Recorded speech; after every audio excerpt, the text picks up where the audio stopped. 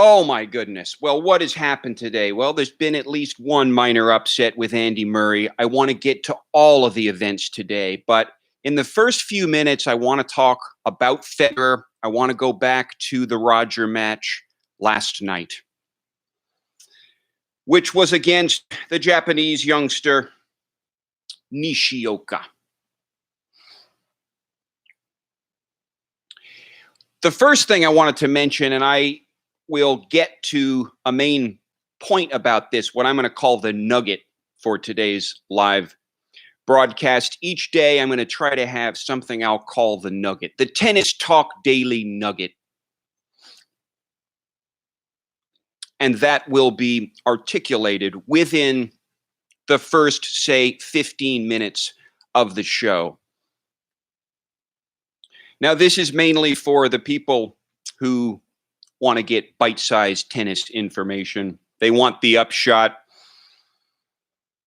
They want to drop in on the live streams, to be sure, but they want to get to the heart of it. And so many people are interested in Federer that today the nugget will relate to the maestro, the great Federer, the cheetah, the killer cat, whatever animal we choose to attach him to. He did come through in straight sets last night against Nishioka. He had a very good match generally. He started strong. He plowed through the second set in a very redoubtable way as well. But in the third set, there were signs that the edifice, the Federer edifice, had a few cracks. Federer did push through. I was a little concerned last night, as I articulated at the end of the live stream, that the final moments, the final few games of that match, and of course, in the last set, Nishioka created 6 break points on the Federer serve. Well, I want to get into that, and I want to get into the stats a little more. But first, in a way, this gets the cart before the horse. But first, I wanted to talk about Federer's interview after the match. He was in very good spirits after the match. And in a way, given how that match ended, I was a little surprised to see in how good of a spirit he was in. Well, I think part of that might have had to do, and I could be wrong about this, I think he might have had a couple of sips of wine before he stepped into the, he sat down at the desk with John McEnroe and a couple of other commentators, and he was just in a great mood. Well, he said a few interesting things during that interview. He seemed like he was in a great mood. And by the way, I don't know if you guys noticed, but in tribute to Roger, I am wearing maroon. Maroon Fed. I'm not sure I would wear this color on a tennis court, but this is still my tribute to the new Maroon Fed. We have a popular band here in the United States called Maroon 5. Well, this is Maroon Fed. It's not the most becoming color on Federer, but as I've said before, I've said a few times in these live broadcasts, I think Federer needs to be concerned less with how he looks and less really with how beautiful he plays. I think he plays very beautifully, you know, as an intrinsic matter, it's very natural to him, so he doesn't have to concentrate on it. But I think his outfit is interesting. But in any case, what he said after the interview was this: the courts are playing very slow. This is what he said. He seemed to suggest that they were slower than last year. Well, part of that, without question, has to do with the air quality, which is thick. It's like walking through soup out there right now. And very humid. That affects, of course, the composition of the surface a little bit, or the rigidity of the surface. It affects everything. It's kind of a domino effect. But Federer did say that these courts are giving the players plenty of time to tee up and prepare for devastating ground strokes. And he was feeling that to some degree. But the way he explained it, and it was interesting that he was in such a good mood, because I'm not sure this would put me in a good mood. Of course, perhaps he knows that there is relief coming. The weather is not going to stay like this. And in fact, the relief is coming tomorrow. It might heat up into the 90s again next week for a day or two, but it's not going to be sweltering for an extended period like it was. But it's going to change. But in general, the comments suggested that these courts are playing very slow. And he even said that it's not too far off of how you play on clay. What he said is you can construct points on these courts pretty much the same way you construct points on clay. Well, when he said that, I think a lot of us were thinking the same thing, which is this redounds to the great Rafa Nadal's benefit. Not that we have too much evidence of that benefit having been materialized here at the U.S. Open, because, of course, David Ferrer, the 2012, I believe, French Open finalist, maybe it was 13, and a real trooper, a real fighter on the circuit for so many years,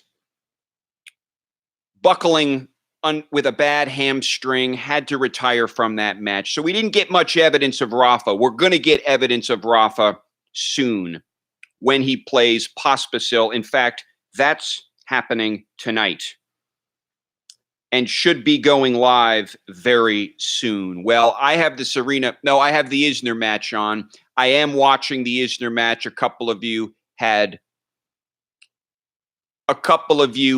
asked about Isner versus Jarry. Well, Isner's struggling. The Tower of Power, the great American hope, is neck and neck with Jarry, who is playing the match of his life.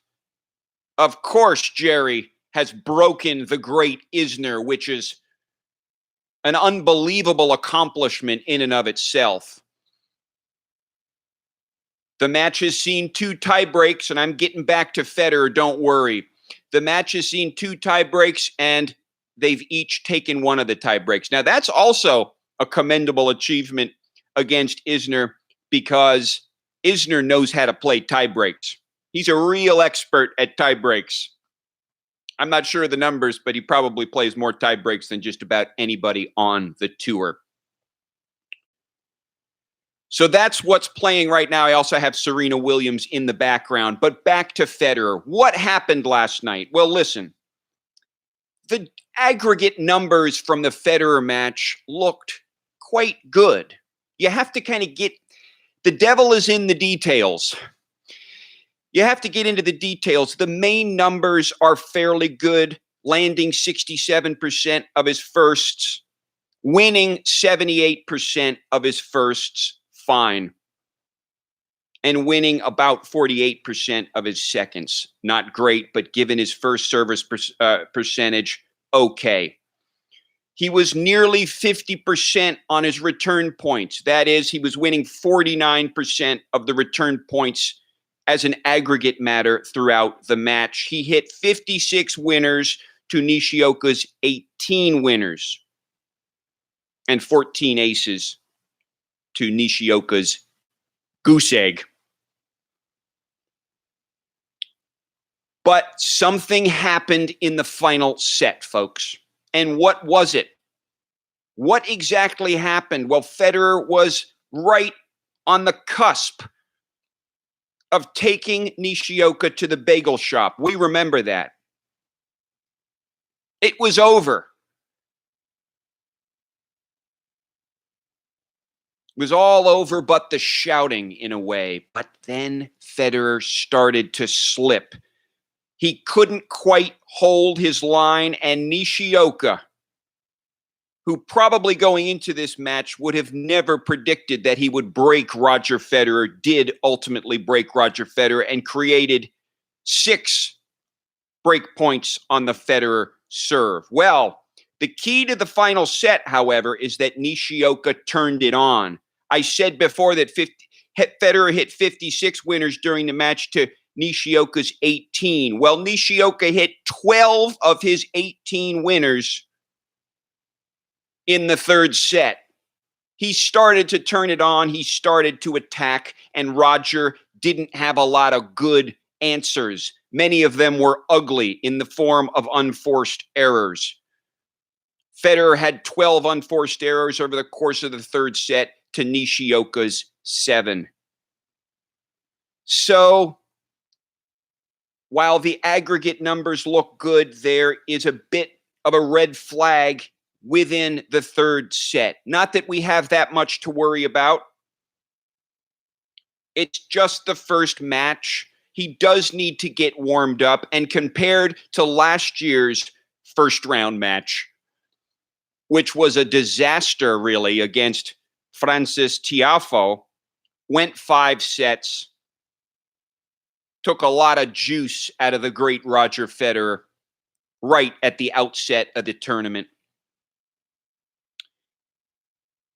Yesterday's performance was much better, and judging from Federer's mood after the match,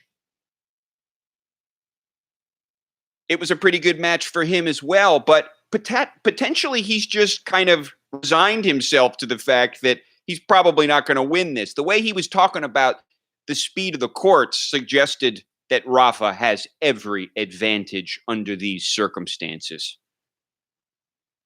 He basically said, he came very close to saying that they essentially play the same way as a clay court. But it was a good showing in the first round. It is cause for optimism for you Federer fans. Don't get too persnickety about what happened in the third set. I'm trying to explain the keys to what happened.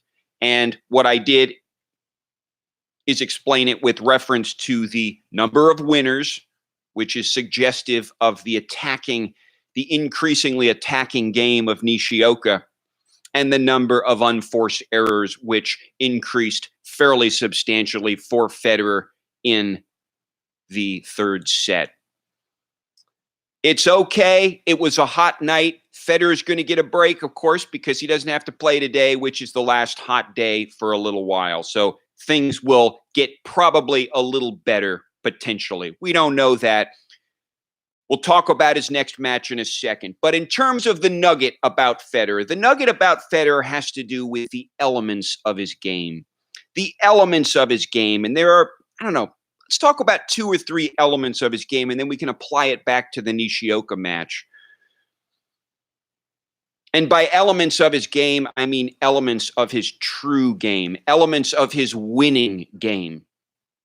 Of course, the first element that we should mention about Federer's game is his serve. It was totally operative and functional last night. He was broken. He did get tired. I don't see it as indicating something permanent about his form in this tournament. No. We shouldn't be drawing conclusions like that. It's not fair to Roger.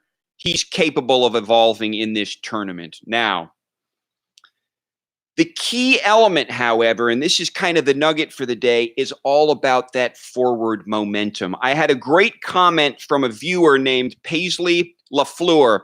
Now, Paisley mentioned something about the color that Federer was wearing as part of his comment.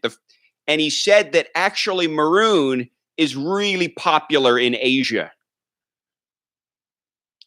Really popular in Asia, which I thought was interesting. That might have something to do with it. Maybe they're trying to light a Federer fire in Asia. Well, I've said before, folks, and I stand by this. It's a true statement. The world of professional tennis could be completely transformed, absolutely wholesale transformed in terms of its popularity by one Chinese top player, one Chinese performer, one Chinese world number one from China. That would change the entire face of tennis. And it would be for the better. Unfortunately, I don't think they broadcast YouTube in China. So unfortunately, all of those Chinese people, should this happen, will not get to enjoy Tennis Talk Daily live and uncut. Or maybe we should say Tennis Talk Nightly. Tennis Talk Daily after dark. How about that? But the other thing that Mr. Lafleur astutely noted was that Federer, in terms of the general theme of his movement in Cincinnati, it was side to side. He was stuck on the baseline, wasn't he? Well, that was interfering with this main component of his game, which is the forward momentum. Now, hand in hand with that forward momentum in the point construction is the ability that Federer has to take the ball early and therefore to take time away from the opponent. And he was doing that brilliantly last night. Nishioka didn't quite know how to respond. He didn't have good logical answers because he was all discombobulated. And that's what happens when you play Roger for the first time. Well, to Nishioka's credit, he learned during the course of the match to some degree, and he kind of turned on the spigot, as it were,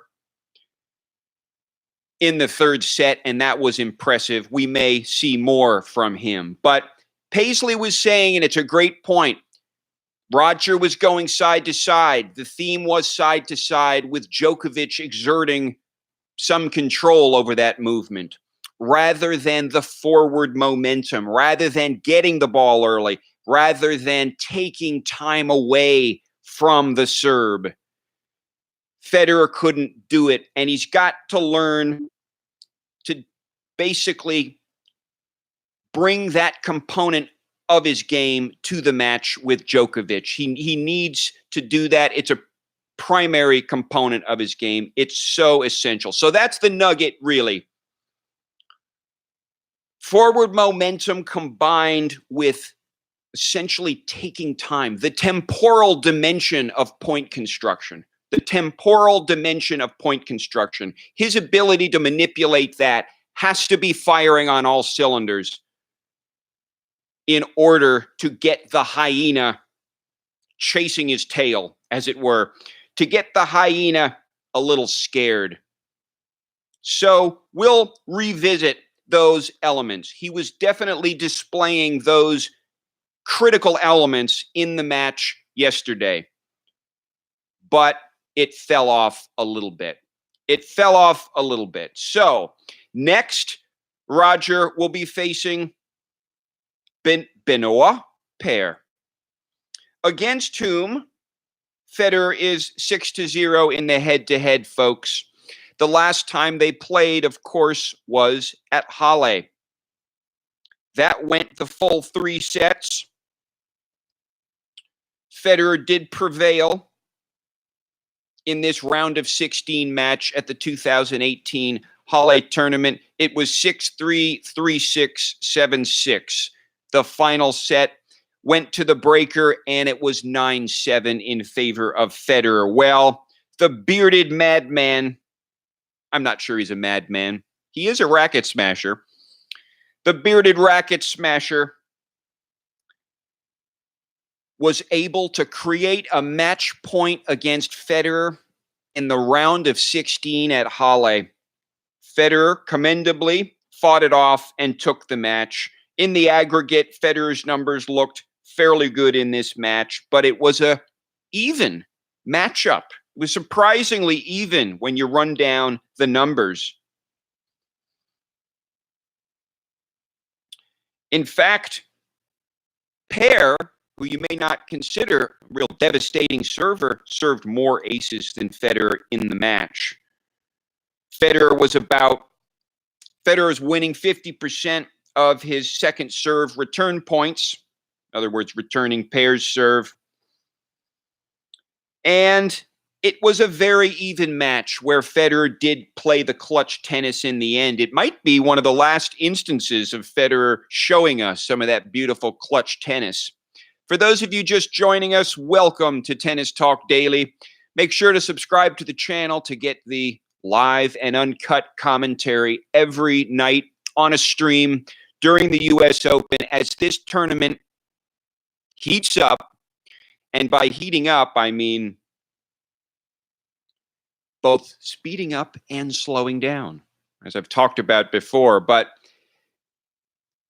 as it heats up, these live streams are going to get more exciting because there's going to be so much more at stake. In the beginning of these tournaments, it's hard to understand just what's going on. It's chaotic. I know. I'm trying to wrap my own head around the tournament while also trying to help you, and I hope I'm helping you to some degree. But as it gets going, this is going to be a lot of fun. Thank you for watching. Thank you for your support. Remember to subscribe and hit the bell icon so you get the notifications. I think the keys for Federer tomorrow against the Beardsman will be to keep his first serve percentage up, I would say at a minimum 65%, but more like 70, 75% at a minimum. I think he needs to stay over 30% on his first serve return points, meaning returning pairs first. And Pair is an impressive server. Make no mistake about it. I just mentioned he served more aces at Halle. Well, that's a different surface, of course. According to Federer's estimation, this is slow as molasses out there on the U.S. Open courts, or at least on Arthur Ashe Stadium. And then he needs to stay around 50% on his second serve wins. Well, if he can do that, that is returning Pair's second serve. If he can do that, if he can maintain the forward momentum, if he can take time away from the Beardsman, then he will come through probably in straight sets. I'll be anxiously anticipating it. Meanwhile, John Isner has pushed through Jarry. I would have been surprised if he hadn't, to be honest. He'll go on to face Dusan Lajovic in the third round. If he gets by Lajovic, he could see either Stan, who I'm going to talk about later, or Milos Raonic in the fourth round. So that's my nugget on Federer. I guess I'm willing to sort of get used to the Maroon Fed. Let me know what you think about that, guys. Do you like the Maroon Fed? I don't know. I called it hideous last night, and I think it was fairly hideous. But let's talk about some of the other matches today. I've got two in particular that I want to highlight, and then we can kind of rattle through a few others. Tsitsipas is out and looking dazed and confused. We'll talk about that in a second. I have concerns about Stefanos. I have real concerns about him. Of course, Medvedev has a history. They have a bit of a checkered past, really, but they have a history, and Medvedev, I tell you, is on fire. The lanky Russian was applying pressure to the Greek at every opportunity, and Tsitsipas did squeeze out a set, but Medvedev sent Tsitsipas back to Greece, back to his mama, in 4 sets. We'll talk about that in a second. But first, one of the big stories from today was the Dominic Thiem match, which I believe so far, well, actually, counting the Isner match, I think it's the second 5-set match of the day. So the Thiem match was the first one, and then Jarry was able to take Isner to 5 sets. Isner escapes without a tiebreak in the final set. Congratulations to Isner. Of course, McEnroe is all giddy and happy now. McEnroe was, of course, unquestionably commentating on the Isner match. And of course, McEnroe just loves Johnny Boy. The Tower of Power. The defending Miami champion who had a very deep run, unprecedented deep run in his career at Wimbledon this year, which was really good to see. He's had some good results on grass, but they've been at Newport, which is not a very competitive tournament. For those of you familiar with the grass season, Newport is right after Wimbledon, and none of the big players generally play at Newport for that reason. Isner, to the extent he's played Newport in previous years, it's because he hasn't had a very deep run at Wimbledon. Well, this year the run was to the semifinal, and it was very impressive. Isner's breaking through, folks. At 32 years old, I think it is. It's strange to think, but he's coming through. He is the great American hope.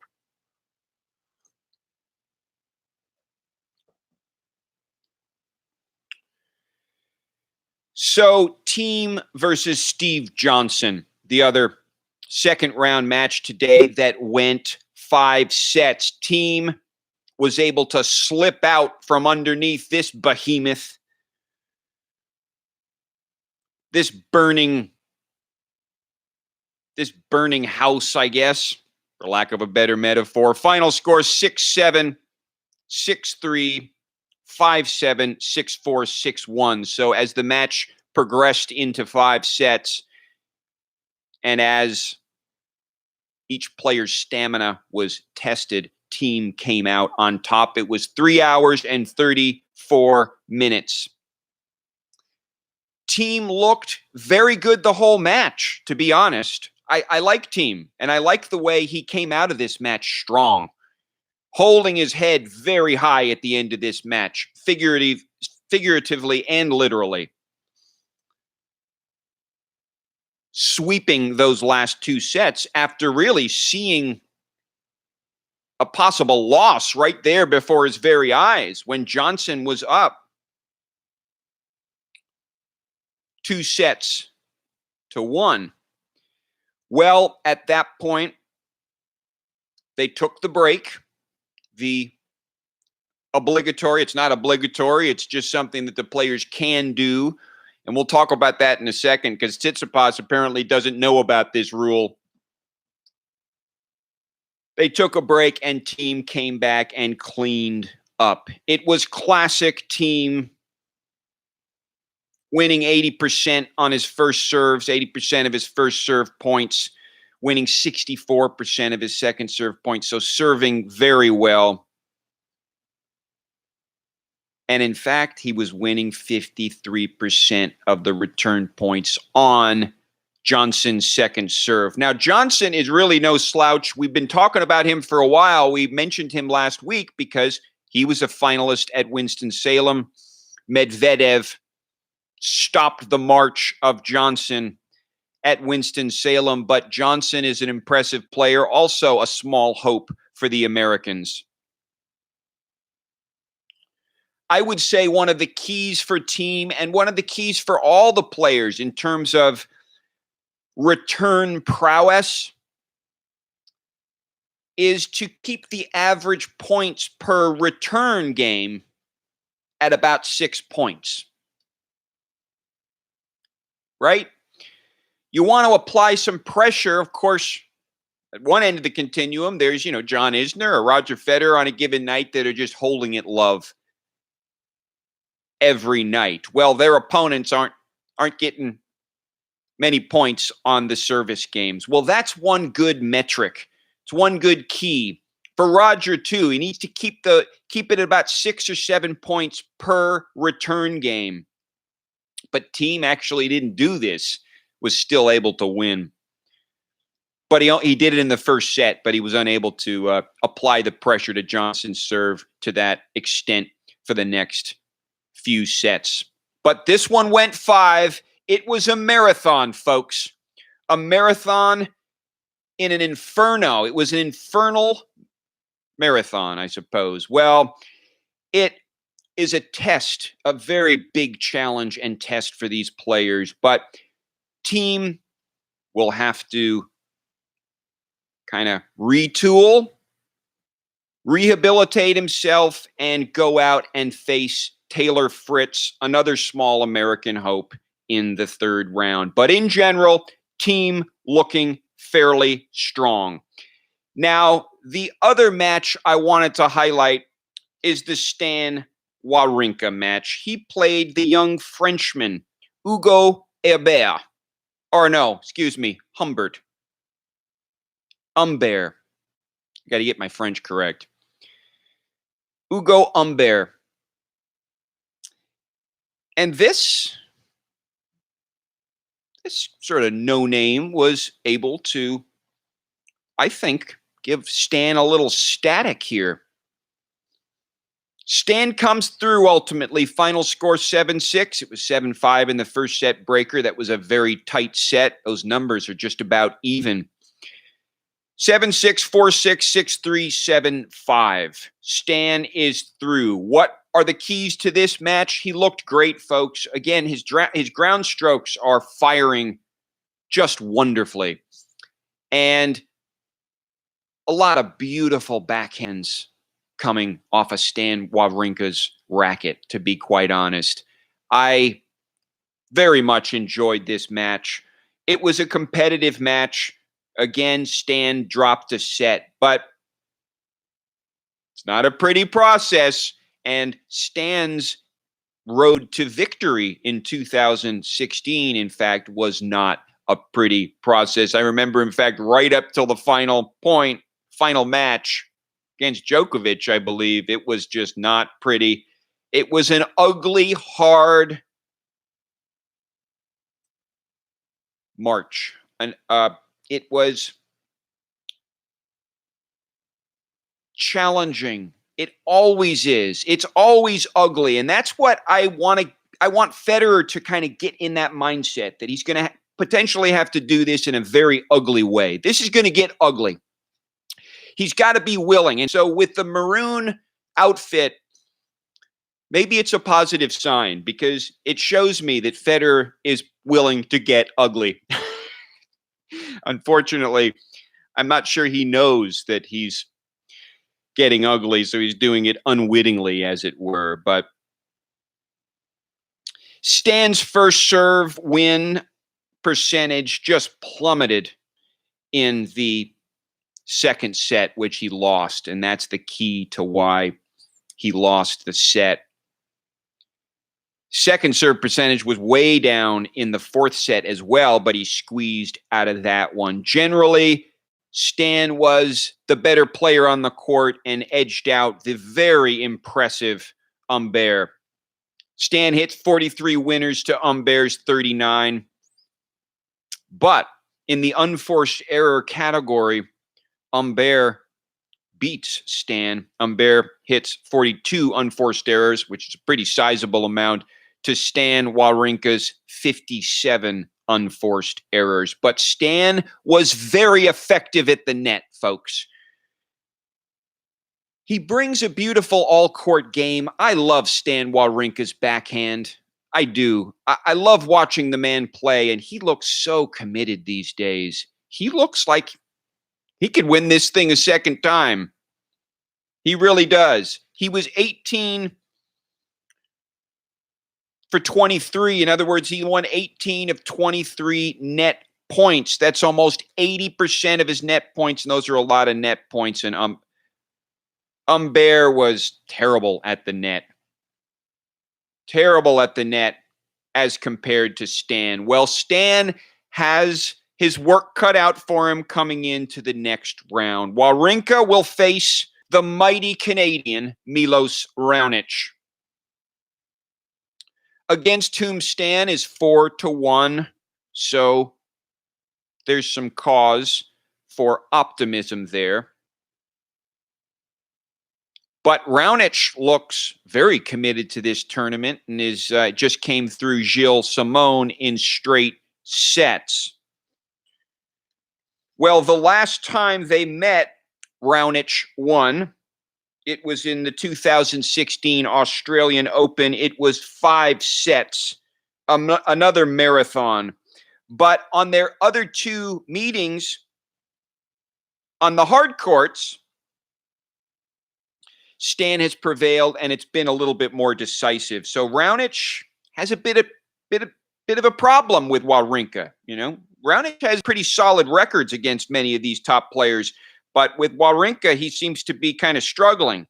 So I like Stan coming into the Raonic match in the third round. If Isner continues and can beat Lajovic, well, then Stan's on course possibly to meet the Tower of Power, John Isner, in the round of 16. So, once again, if you're out there, Stan, you might be watching, right? Thanks for all the beautiful tennis, my friend. Thanks for the grit. Thanks for the fight. It's kind of a tough one today, but I really think you did a great job, and I felt like I feel very confident about your prospects going forward. The other match I wanted to highlight was Andy Murray versus Fernando Verdasco. This was interesting, a 4-set match that results in Murray being evicted from New York, sent back across the Atlantic. They never hang around after losing. They get right on the plane and leave. But Verdasco, who is one of the players, I think he's in the top, say, maybe the 6th or 7th player on this list of players with the greatest number of consecutive Grand Slam appearances. David Ferrer is another one of those guys. Of course, Federer had that run up to the 2016 Australian Open where he pretty much tops the list. No, Feliciano Lopez had the most consecutive Grand Slam appearances in terms of the record as it stands right now. But Murray struggled. The final score, Verdasco comes through, beats Murray for the first time, I think, in 9 years. Something of a rivalry over the years, folks. Final score 7-5, 2-6, 6-4, 6-4. This was just a slugfest from the baseline. It really was. We can kind of look at some of the numbers, but it really was a slugfest from the baseline. And Murray couldn't quite end the points. And Verdasco was just stepping on the gas, dictating play, a lot of beautiful accelerating ground strokes from Verdasco, and the pressure was just too much for the British number 2. Number of the stats, Verdasco was ahead. He was landing more of his first serves, though Murray had a better win percentage on the first serves. Winning more of his second serves, Verdasco was. Murray was doing fairly good at the net and was trying to come up to the net more often because he realized he had to, because Verdasco was killing him from the baseline. And Verdasco was having a great day. Verdasco hit 52 winners to Murray's 35. That gives you a sense of the extent to which Verdasco was just dictating play in a very, very substantial way today, folks. We'll have to see what Verdasco can do. Well, just wait a minute. We'll talk a little bit about what his future looks like at this tournament. Murray hits 46 unforced errors, which is better than the Verdasco 48, but not much.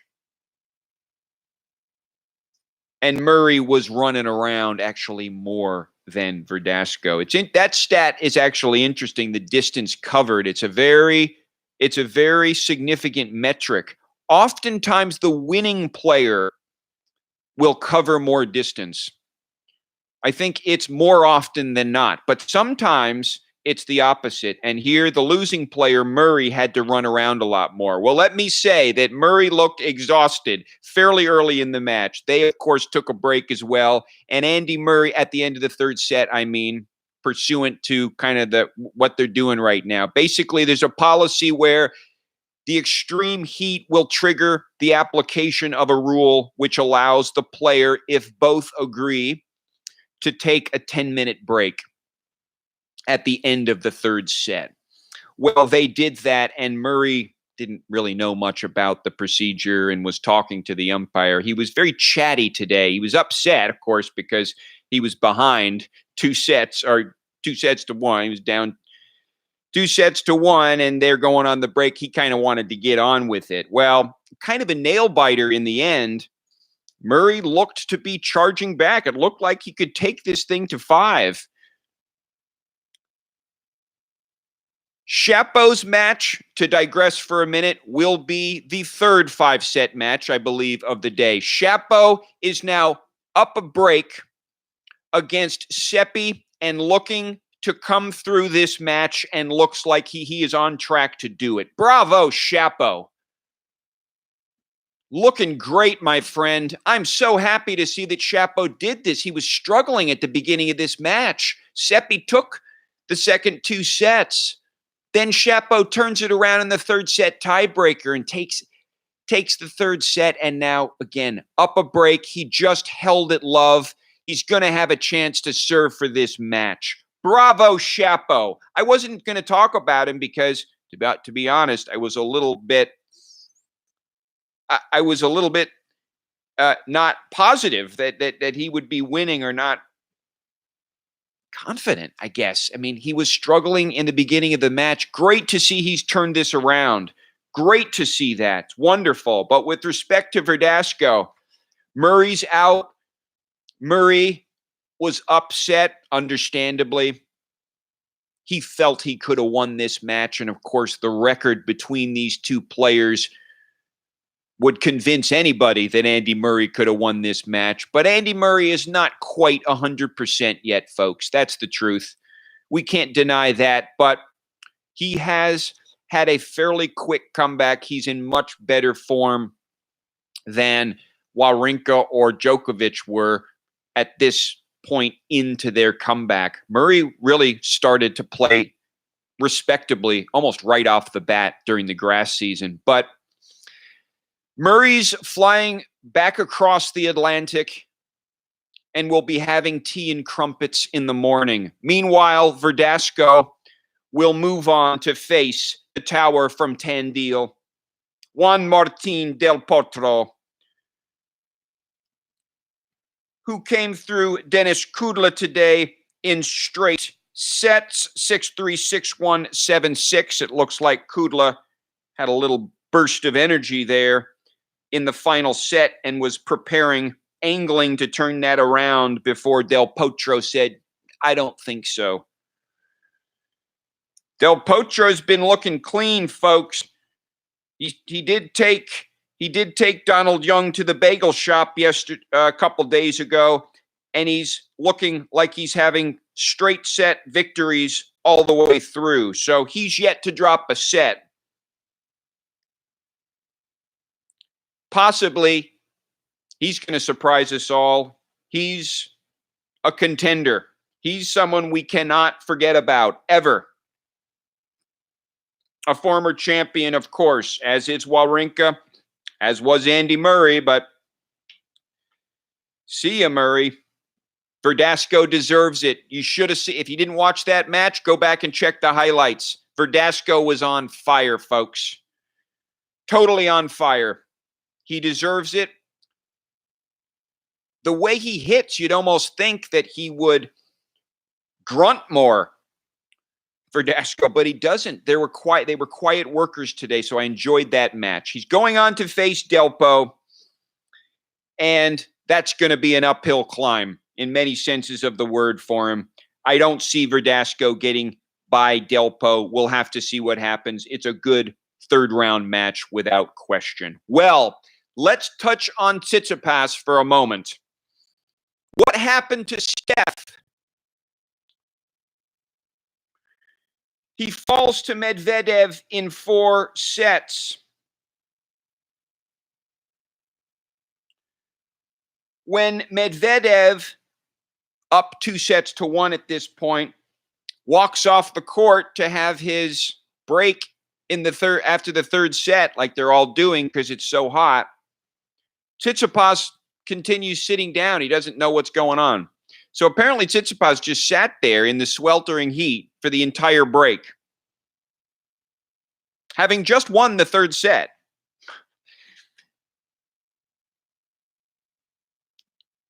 I suspect that had he actually cooled off and taken the break, he might have had a little more energy, a little more commitment in that third set. Well, Medvedev again was able to push the buttons of the Greek. This time, not so much verbally, I don't think. I think it was just Medvedev outplayed him. Well, we've been talking about Medvedev. He's coming in on a wave of confidence from Winston-Salem. He was the champion there. He defeated Steve Johnson, as we noted, and had a very good run. He knows how to take care of Tsitsipas, but one point about this is with respect to Tsitsipas. I mean, he seems a little bit dazed and confused. He doesn't seem to be completely present. And that's reflected in the fact he didn't know what was going on. Well, maybe that was just because he was so committed to the game and ready to get on. He had just won the set and he was ready to go. And that was actually kind of the same thing that Andy Murray did when Verdasco left. Murray was a little confused too. Now, Murray ultimately did leave the court and enjoyed some air conditioning.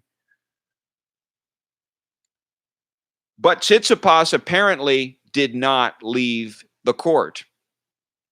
So what do you guys think of that? What happened to Tsitsipas? Let's take some comments.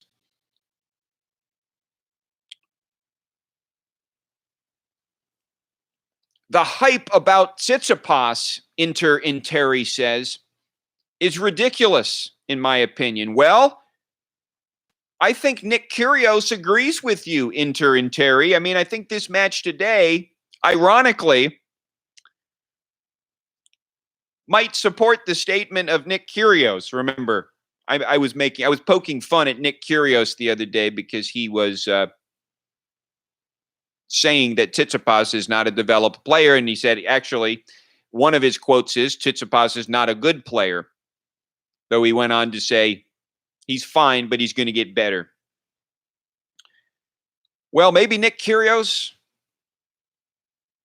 knows something we don't. I mean, maybe he's wiser than I suspected. Isn't that interesting? Well, it was sort of a disappointing day for Tsitsipas. This heat is creating strange results, I think. I think Tsitsipas is perfectly capable of beating Medvedev, but couldn't do it today. Shapo has his match points. Maybe he's already completed them. I'm getting it on the TV. Looks like he's got a double match point here. I would be surprised if he didn't convert one of these because he looks very much like he can taste this win. And Seppi, there he goes, on his knees. Shapo's on his knees and very happy to be in to the third round of the U.S. Open. Seppi fought hard, took Shapo to 5, but Shapo emerges victorious, folks. Let's look at what Shapo will be facing here in the next round. Well, it's going to be Kevin Anderson, folks. Anderson came through Jeremy Chardy today in 4 sets, 6-2, 4-6, 6-4, 6-1. Excuse me. I take that back. It was a straight set victory over Chardy today, 6-2, 6-4, 6-4. Anderson had a 5-set match in the first round against Ryan Harrison. But Anderson, he never wears out. We've already seen him. He's like the Energizer Bunny. He's a marathon man. Well, Shapo has his work cut out for him in the person of Anderson. We'll just have to see how that goes. I hope Shapo can trim the South African and find his way in to the round of 16, where he might just see Dominique Thiem, if Dominique Thiem can push beyond the very impressive Taylor Fritz.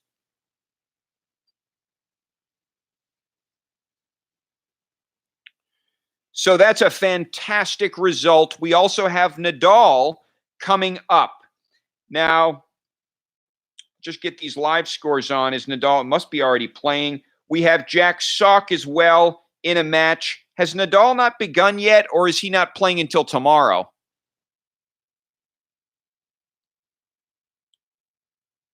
I thought he was playing tonight, to be honest. Now I'm confused. Where is Nadal? Well, Serena Williams has to finish up, I suppose. That's what's happening. So Nadal's not going to get out there until 9 o'clock. All right, well, looks like I'm falling asleep to the Rafael Nadal match tonight, depending on what time he gets out there. Let's see. Yeah, we're waiting on Nadal. And Serena Williams looks to be closing this out. She is up maybe a couple of breaks, or maybe it's just one break in the second set, but she's going to be serving for the set, and she's serving very impressively. While we're talking about the women, I might just make a few remarks about Sloane Stephens today, who did win her second round match. She looked beautiful. She's a beautiful player. For those of you who are interested in finding a way into the women's circuit, finding a player to kind of follow as a way to start to understand a little more about what's happening on the women's circuit, I think Sloane Stephens is a great one to look at. Well, she is on course for a semifinal, an epic All-American semifinal against Serena Williams. And let me say, my heart is with Sloane. She's a beautiful player. Her ground strokes are penetrating and precise. She has an ease about the way she plays that just impresses me. Her service motion is gorgeous. Gorgeous. She's one of the most beautiful players on the circuit. Beauty is not everything, of course, but she also wins. She's the defending U.S. Open champion. So let's take a few final comments, and then I'm going to close it out with a couple of comments about the upcoming matches tomorrow. Of course, I will be back tomorrow. Remember to subscribe to the channel to get the live stream uncut tennis talk daily, or nightly. Tennis Talk Daily After Dark is what we're calling it. I know there are folks in Europe that are for whom this is a bit too late, unless Federer is playing, right? Or unless their favorite player is playing. But maybe I'll try to go on a little bit earlier.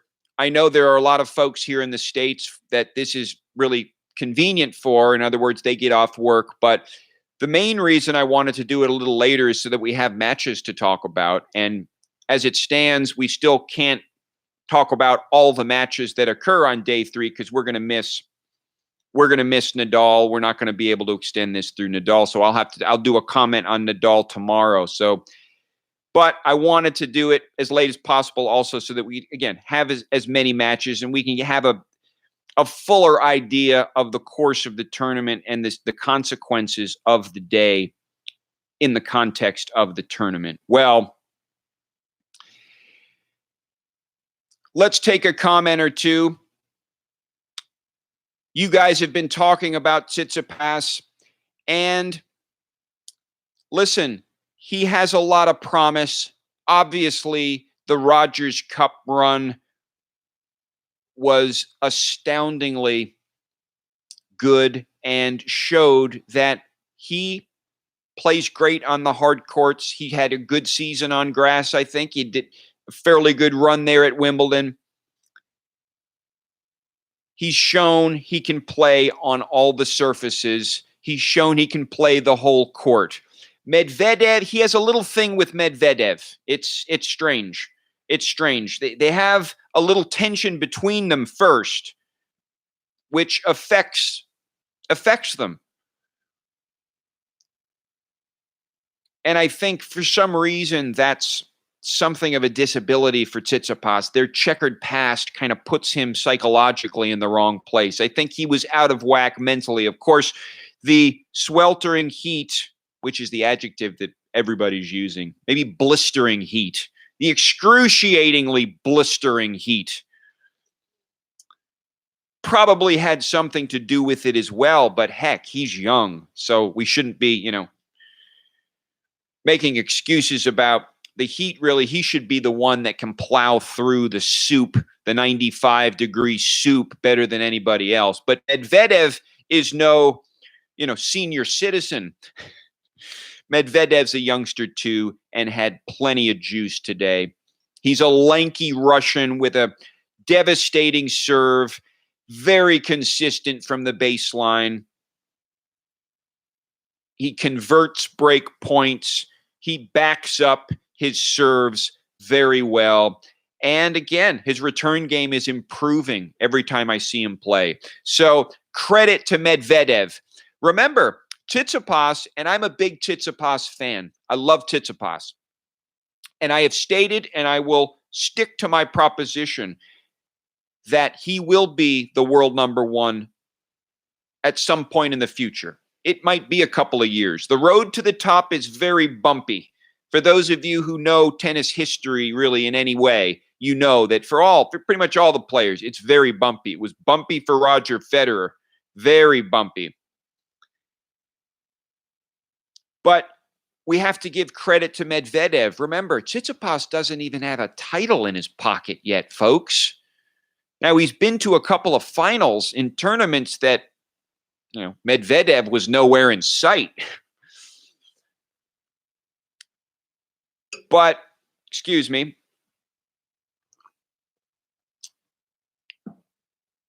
particularly in the best of five context, maybe he's struggling to kind of find his legs or find an approach in the best of five. But in general, it was not a match that saw Medvedev just crushing Tsitsipas. It was just a match where Tsitsipas was a little off mentally. And I think the best evidence of that was not necessarily in Tsitsipas's play. It was in that incident when they took the break at the end of the third set and Tsitsipas just didn't know what was going on. Well, that suggests to me that while he might have been very focused on his game at that point, at the same time, he just wasn't present.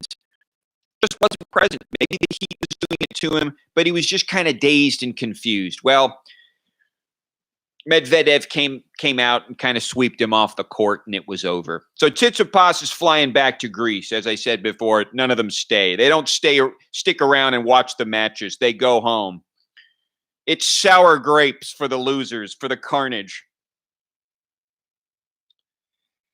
So Jack Sock is another player who is playing currently, and he looks to be about to go down 2-1. He won the first set, but now Vasilashvili has taken the 2 sets. It looks like Sock did break the terrible losing streak he had, but it looks like he may start a new losing streak. John Isner is still the great hope. We do have Tiafoe, but now that Edmund is out, and if Sock doesn't survive, well, Nadal's run into the quarterfinals is it's almost a walk in the park. It's smooth as a baby's bottom, his run into this essentially final. Such a smooth ride Nadal has. Well, you never know what can happen. The quarterfinals could prove to be eventful for Nadal. You'll have Thiem possibly waiting on the other side of the court, or it may be Anderson. I'll be interested in watching a potential round of 16 between Dominic Thiem and Kevin Anderson. The reason being because Anderson's actually 6-1 in the head-to-head against Thiem. Now, that kind of surprised me. That surprised me.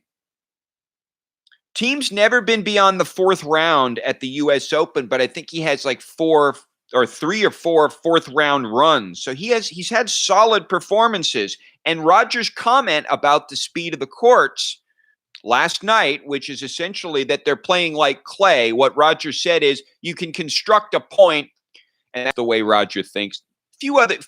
there's very few other players that would ever actually utter that statement, construct a point. He said you can construct a point on these courts, at least on Arthur Ashe, in much the same way you can construct a point on clay. Well, if that's true, Dominic Thiem, the Prince of Clay, should be in good stead. This should favor him. And Kevin Anderson is not known as a killer on clay. No.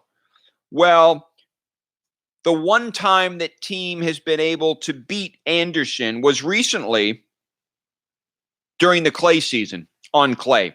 And I've written down what tournament it is, but I can't read it now.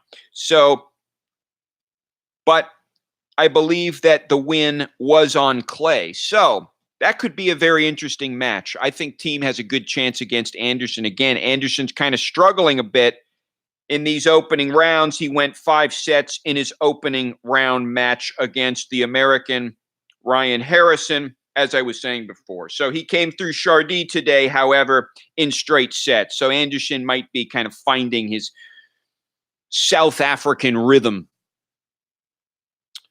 I'm not sure they have much rhythm down there in South Africa, maybe so, but finding his South African rhythm, and he may be there and giving Dominic Thiem a hard time. Of course, the winner of that match will then go on to face most probably Rafa Nadal in the quarterfinals. But back to Nadal, in terms of the round of 16, it's looking like the worst he'll see is Jack Sock. Now, there is a problem that I haven't mentioned, a potential problem for Rafa in the person of Karen Khachanov. So Nadal will most likely face Khachanov, or will face Khachanov, I believe. Let me see. Is that match going? Let's see. Live scores. Completed matches. We have Khachanov. Where's the Khachanov score? I can only keep all these. Yes, Khachanov came through Sonego in straight sets. So Khachanov has been coming through his matches in straight sets. Ramos Vinolas out. Ousted by Khachanov, and now Sonego out and ousted by Khachanov, both in straight sets. So Nadal, and we have to assume he'll get through the very tall and strong-serving Canadian Vlasic Pospisil. That match is going to be occurring in a few moments, but if Nadal gets through there, he's going to have to deal with Khachanov. That could be a wrinkle here that we hadn't expressly talked about. Could be interesting. I still don't see it as an insurmountable obstacle, obviously, but again, his path is looking clean as a baby's bottom. Right into that semifinal, baby. The defending champion. Well, at that point, it could get a little more difficult for Rafa. Delpo could be there. The other match that happened today with Coric came through. Coric came through Carballes Baena, who is a big grunter, and Coric, who I call Baby Djokovic, is looking to be recording some pretty solid results. He did take 4 sets to deal with Florian Mayer, but he took care of his next opponent in straight sets. So we have so many wonderful matches coming up. I love the way this tournament is shaping up. You start to see patterns. I love the way it kind of funnels down and thins out. It all gets distilled to its essence in the end.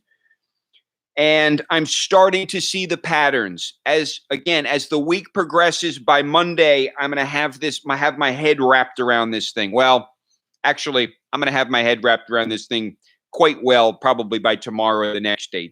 It takes a little time. It takes a week before you can really comprehend all the nuances, but I'm starting to get a handle on this, and thank you for your comments because you guys are helping me. Tomorrow we'll have some very interesting matches, and let me just mention to you a couple of the matches that are in store tomorrow. Mikhail Kukushkin will face Hyun Chung. Fognini against Millman. That should be an interesting one. Struff against Beneteau. Alexander Zverev, who is one of the players that we've been sort of looking at here, will face Nicolas Mahut, who is one of the players that played in the longest match in the history of tennis. Of course, the other player was John Isner. Alexander Zverev, who looks strong so far in the tournament, will play Mahut. We'll have a lot more to say about these matches tomorrow. Of course, Federer versus Paire. Goffin will face Robin Haase. Very interested to see Divine David. Or is it Divine David? LSB, you tell me. Divine David. We love Goffin. A beautiful player. A beautiful player who's having a very good year. Tiafoe will be facing De Minaur, who took care of Taro Daniel very decisively in his first round match. Cilic will face Hurkacz, I believe is a qualifier. Djokovic will face off against Tennis Sandgren, a controversial figure who I believe will fall at the hands of the Serbian hyena. And then probably one of the better matches of the day as well. That'll be later at night, and we may watch it on tomorrow's live stream. Will be Gael Monfils, who took his first round opponent to the bagel shop twice. I told you about that. Monfils looks to be, he's a little erratic, of course, but he looks to be playing well. We'll see. He's going to be playing Nishikori. So Monfils has his work cut out for him because Nishikori looks quite good. Nishikori is, I think, poised to go fairly deep. Let's see what Nishikori can do. Hold on here. Finally, we'll kind of look at this. Got to get my... we were looking at the top of the draw tonight. Well, yes, Nishikori will face Monfils, possibly Schwartzman in the third round. And then it could be either, if he were to get through to the round of 16, he could have to face Zverev, possibly Krajinovic. Or that could be Monfils in the same course if he's able to get through Nishikori. But in that quarter of the draw, the quarterfinal will be most likely against either Goffin or Cilic. One of the really exciting fourth round matches coming up, which will be later in the week, we'll do a big comment on this one, will be Cilic versus Goffin, which looks to be a round of 16 match that's on the horizon, provided Divine David can get through, provided the Croat Marin Cilic, one-time U.S. Open champion, multi-time Grand Slam finalist, Queen's Club champion. So those matches will be very exciting. This is turning out to be a great tournament. And you know what? I am quite happy that we're going to get some relief from the heat, because I think that will produce better tennis, to be honest with you. I think the heat has been a real burden, an unnecessary burden. It's interrupting the flow of the matches because they're taking these breaks, and I don't really like it when they take the breaks. Of course, when they take the breaks, it's supposed to be 10 minutes, but then they stretch it on. That raises the time violation issue. I don't know. Have we been getting some time violations? Have you guys been seeing some time violations out there? I think Tiafoe got a few the other day, and they seemed to just roll right off his back. He seemed to not mind at all. It was yet more evidence of how composed the young American Tiafoe is. But we do have the shot clock. It's happening. And the players don't seem to be having such a hard time with it. So that controversy a few weeks ago when we were talking about that, I did a video on that. Of course, Nadal came out. I think Djokovic too. They like to push the time limits. Djokovic especially. Well, Nadal especially too, both of them. They're both habitual time violators without question. They use it. It's a tactic.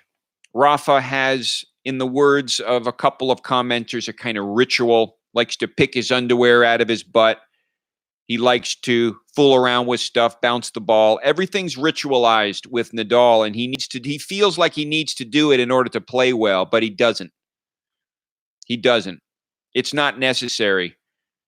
It's an illusion. His underwear is not caught in his ass crack. It's not there. And if it is, he needs to get a new tailor. Okay, maybe I'll stop now.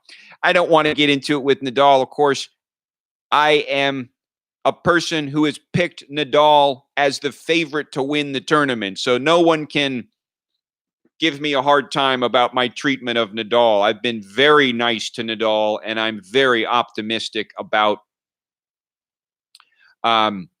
his chances of going very deep in the tournament and quite possibly defending his title.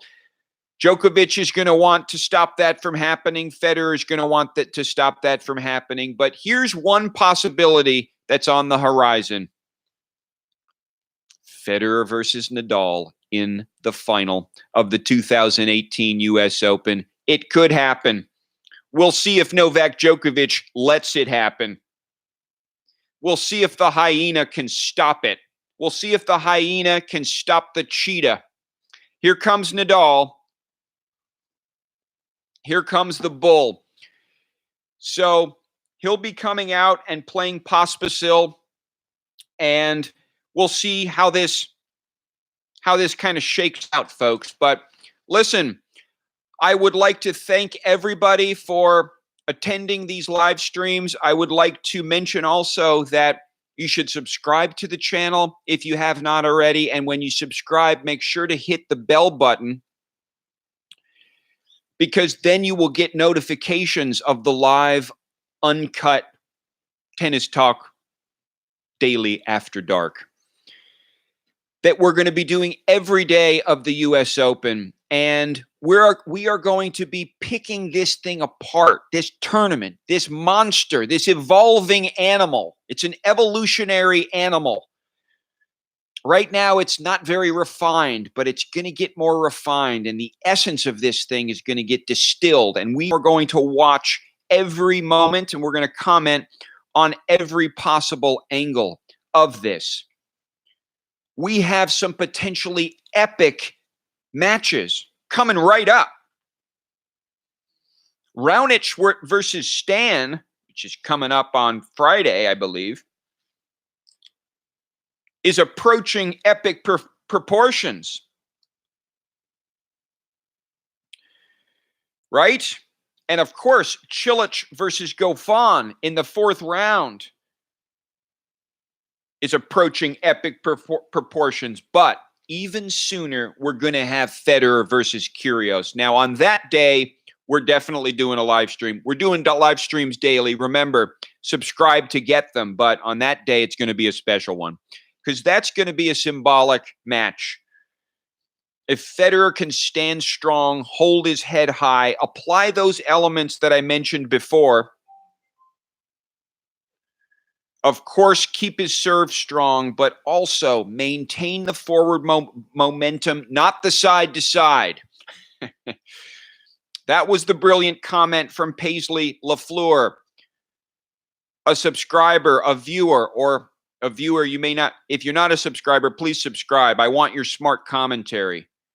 But he said too much side to side, and that's true. Now, part of it is because Djokovic in Cincinnati was making him and was preventing, was blocking, was precluding Federer from exercising that forward game that we know and love him for. And he has to take time away from his opponents. And we'll be looking for more of this with respect to the match against Per, because Per is a tricky customer. He's a tricky customer. And he's gritty. He'll push Federer. And if Federer relents, like he did a little bit against Nishioka, then the outcome could be different. Federer's going to have to keep his foot on the gas, but he needs to take time away from the bearded Frenchman. Rob him of time. Steal the time away from him and just discombobulate him so that he can't think through a return. He can't articulate an answer. That's the classic Federer we know. He needs to keep his foot on the gas. That's what I'll be looking for in this match against Per. It should be great.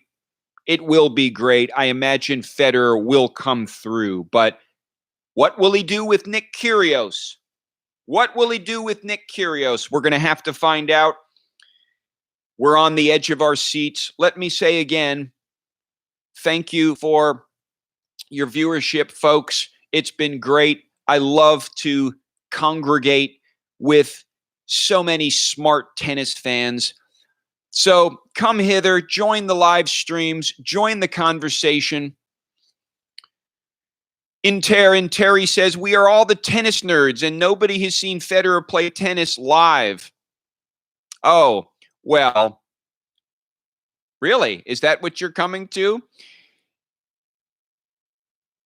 It's an interesting conversation we're having, but I have seen Federer play live.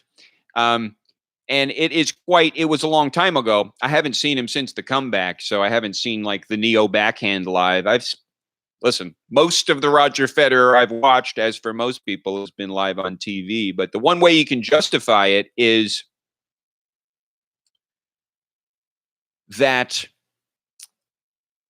it's a better view. It's actually better. Here's the phenomenon that I see.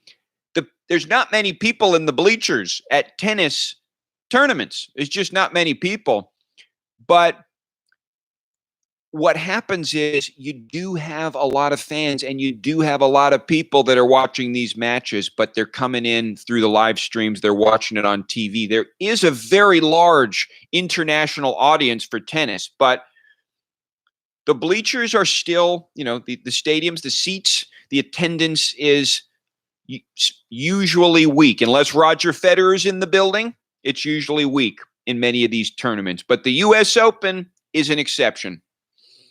The U.S. Open is the most lucrative and the most popular, I think, tennis tournament in the world. But we have good attendance this week. Very good attendance. I think the players love this tournament because they get solid attendance numbers. Murray and Verdasco, it doesn't seem like a particularly, sensational match, but it was pretty full in there. Now, Murray's not a defending champion. He's a previous champion of the U.S. Open, so maybe that makes sense. But the tennis viewership comes in through watching the TV, and that's just the way the sport works. It's just one of those things. They can't fill out the stadiums like the football teams can. Maybe it's just not suited for tennis players, or tennis fans. Maybe tennis fans are constituted. Maybe they're just different kinds of people. Some people actually don't like going out in these big crowded situations in stadiums and whatnot. Watching tennis is actually a lot of fun live.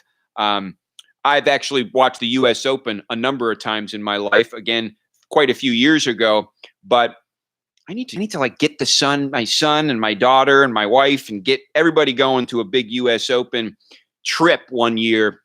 We could even broadcast it and do the live streams. That would be fun. In any case, I'm kind of trailing on. As I said last night, some people are coming on to the live streams and they see this really big live stream and they don't know where to get into it. So it's a little intimidating, and much like this draw, much like this tournament, it's chaotic. They don't know how to approach it. So what I've said, and I'm going to say this in conclusion, is that I will, in the first, say, 15, 20 minutes of the show, I will articulate what I'll call a nugget, a take-home point. Today, it had to do with the elements of Federer's game and the keys to him producing some wins in this tournament in a more decisive and consistent way than he has been doing in the past.